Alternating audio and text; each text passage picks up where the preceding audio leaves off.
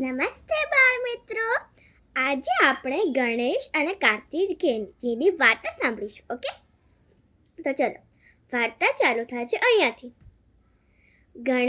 ગણેશ અને કાર્તિકે શંકરજી અને પાર્વતીજીના 2 છોકરા હતા અને એક દિવસ એ બંને વચ્ચે જબરદસ્ત ઝઘડો થયો.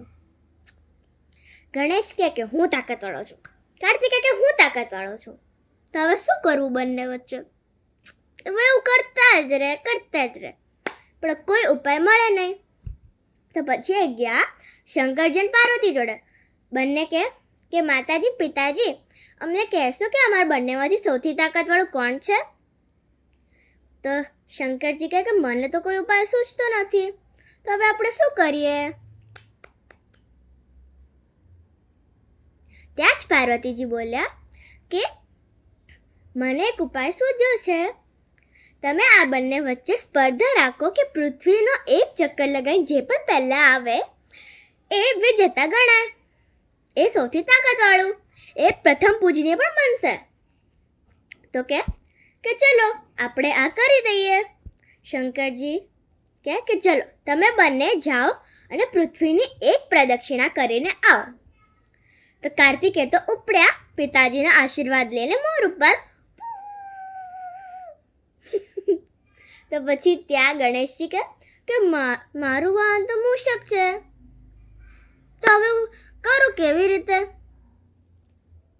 તો પછી એ થોડી વાર વિચારમાં હતા.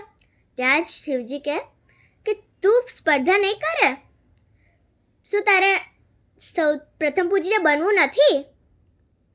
તો ત્યાં જ ગણેશજીને ઉપાય સૂચ્યો.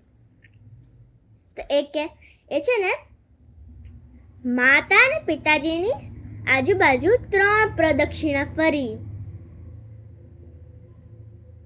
અને પછી એમને નમન કર્યું અને ત્યાં જ ઊભા રહ્યા.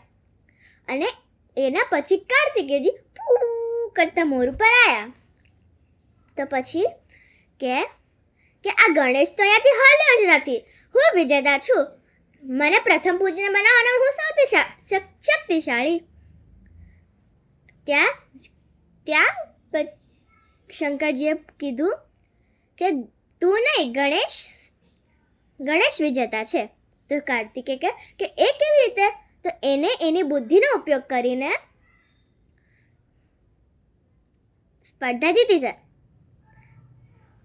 એ કે કેવી રીતે? તો ત્યાં જ ગણેશજી બોલ્યા કે મેં મારા માતા પિતાને આખું વિશ્વ સમજીને એમની પ્રદક્ષિણા કરી છે. તો હું વિજેતા ગણાવ કે ના ગણાવ? અને ત્યારથી આપણે ગણેશજીને પ્રથમ પૂજ્ય માનીએ છીએ. ધન્યવાદ. જો તમને આ વિડીયો ગમ્યો તો આને લાઈક કરજો અને ચેનલ પર સબસ્ક્રાઈબ કરજો. ધન્યવાદ.